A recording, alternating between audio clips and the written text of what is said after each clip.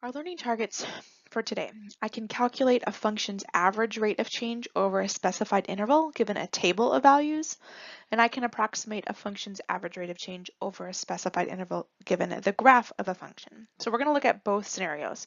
One where we're calculating the average rate of change given a table, and then the other when we're given a graph. So what we need to know. When finding the average rate of change on the EOC, you will see this definition. The change in the y value divided by the change in the x value for two distinct points on a graph. And when they use the word change here for the y values, and then again for the x values, what they're referring to is subtraction. This is very similar to the idea of slope. You're going to take your two y values and subtract them, and then divide your two x values after you've subtracted them. So let's take a look at what this looks like when we're given a table. So we want to find the average rate of change for f of x from x equals -1 to x equals +2. So between those two values, so here's my x equals -1, I'm using these two values.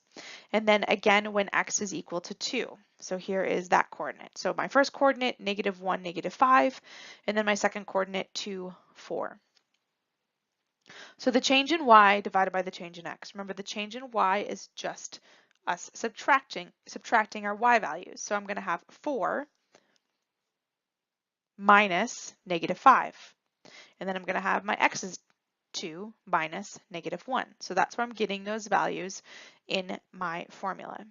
Then I just simplify. So 4 minus -5 is really 4 plus 5 because two negatives make a positive. Okay, those turn into a positive. Same with my denominator. I have two negatives. That's going to turn into 2 plus 1. So when I simplify, I'm going to end up with 9 over 3, which simplifies to 3. So the average rate of change between x equals -1 to x equals 2 is +3. Okay, we're going to do one more example. This time we're going to find the average rate of change for f of x from x equals -3. So I'm using this point up here to x equals 0. So the two that I've boxed in red here. So we start with the same idea, the same formula. We take our change in y's and we divide by our change in x's. So my y's this time I have -4 and -1. So -4 minus -1. And then my x's, I have 0 and -3. So 0 minus -3. Again, I have two negatives. Those are going to turn into positive. So I'm going to have -4 plus 1, and then I'm going to have 0 plus 3. -4 plus 1 is -3. 0 plus 3 is 3. When I simplify, I end up with -1. So the average rate of change for f of x between those two values, x equals -3 to x equals 0, is -1. So we can see, depending on where we're looking on our parabola, the average rate of change is going to be different. Now that was given a table. So when we're given a table, we just found our points, we plugged it into our formula. We might be given a graph. So when we're given a graph, they'll again tell us what x values we're looking for. So what is the average rate of change for this quadratic function? And we're looking from x equals 4 to x equals 6. So I physically have to go to my graph and find where x equals 4. So if I go over 4 on the x-axis, I'm going up to where that crosses on the y. And I can see here that this point goes up to 12. So my coordinate is at 4, 12.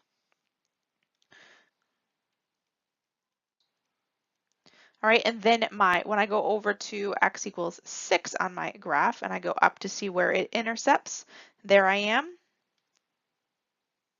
here, and I went up 6. So 6, 6 is going to be my second point. And now we just go through the motions like we did in the last example. We have our change in y's divided by our change in x's. This time my y's, okay, we're starting at 4 going to 6. So I start here, I've got 6 minus 12. And then for my y's, I have 6 minus 4. 6 minus 12 is going to give me -6. 6 minus 4 gives me 2. When I simplify, I end up with -3. So that change from those 2 points is -3. And this makes sense because if you look at the graph, if I'm starting at 4 and I'm going down my graph here, between these two values, I can see I'm decreasing.